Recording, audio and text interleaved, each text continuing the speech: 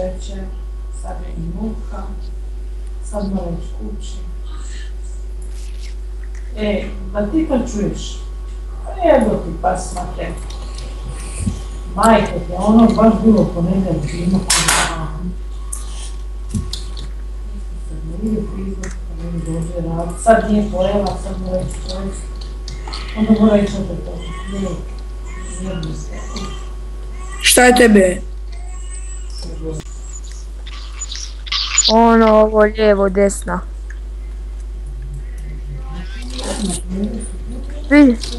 Šta ti psiho hoš bavit njega, šta imaš, kakvih problema?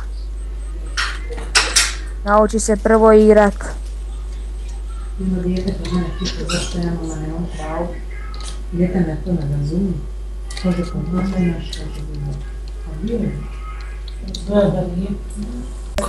Evo, ajde okej, može si, tvoji nek snimaj demo i moji će. Ja to ne znam snimit, ali eto. Napišeš rekord i kako da ti se zove demo.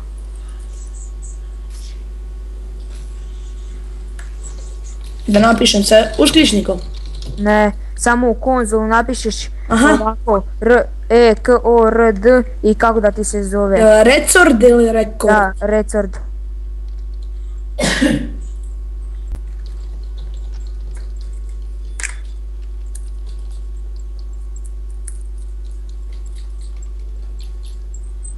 Ja napišem, kažem ja, moji su snimali danas, kaže on.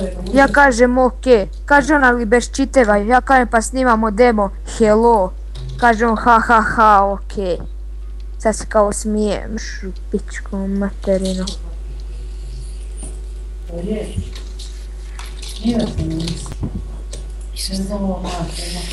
Što se preseravaj samo.